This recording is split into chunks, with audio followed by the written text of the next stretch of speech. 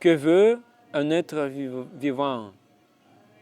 En sanskrit, le jiva. Que veut le jiva?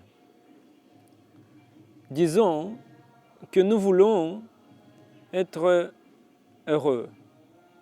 Si quelqu'un dit « Votre vie ne durera qu'un an, serez-vous heureux ?» La souffrance, dukkha, viendra immédiatement à nous. Jusqu'à ce que vous sachiez que vous avez un cancer.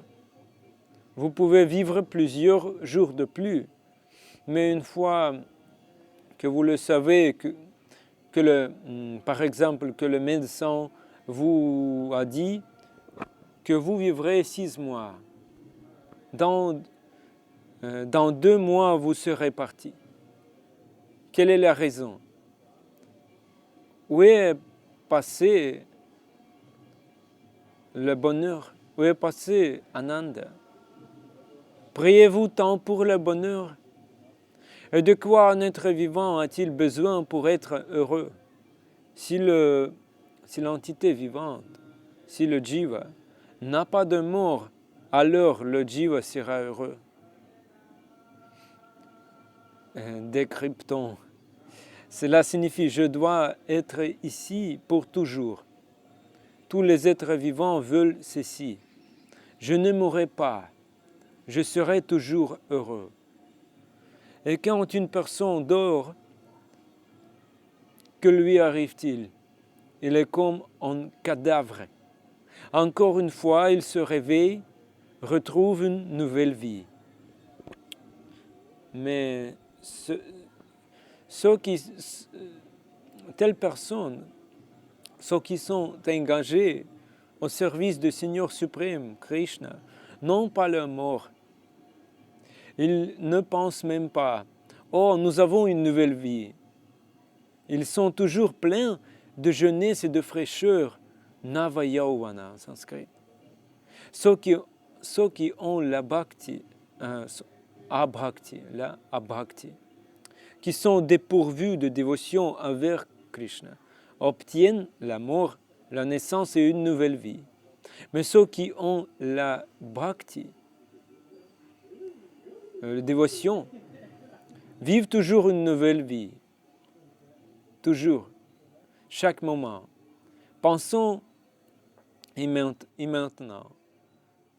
Qu'y a-t-il dans Bhakti et qu'est-ce qu'il y a dans Abhakti?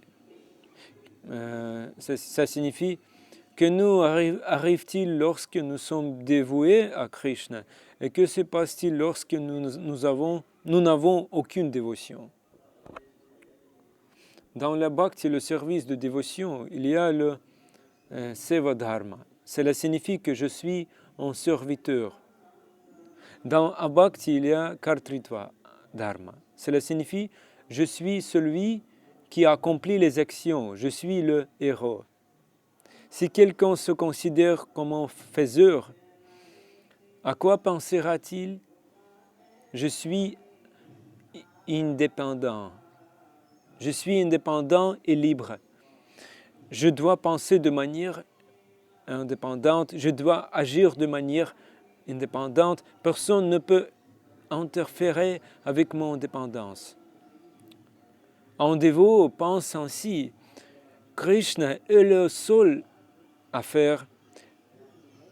Krishna est le seul héros. Et si Krishna me montre une sorte de miséricorde, je pourrais lui rendre service. Qui est réellement une personne indépendante? On ne peut pas dire qu'un dévot de Krishna soit privé d'indépendance. Au contraire, le service ne peut être rendu que s'il y a indépendance. Nous avons la liberté, nous avons l'indépendance. Et donc, nous seuls pouvons accomplir le service de Krishna avec amour. Essayez de comprendre cette chose. C'est une chose très importante et sérieuse. Pourquoi un dévot prie-t-il? Un dévot prie toujours pour dépendre de Krishna. Un dévot prie pour la dépendance. Il veut toujours dépendre de Krishna. Les dévots dépendent toujours de Krishna. Mais voici un paradoxe étonnant. Essayez de comprendre cela. Est si important. Le dévot dépend toujours de Krishna et il prie pour cela. Mais en même temps, le dévot prie pour l'indépendance. Il prie ainsi, s'il vous plaît, donnez-moi un peu d'indépendance pour que je puisse bien vous servir. Je suis votre serviteur éternel.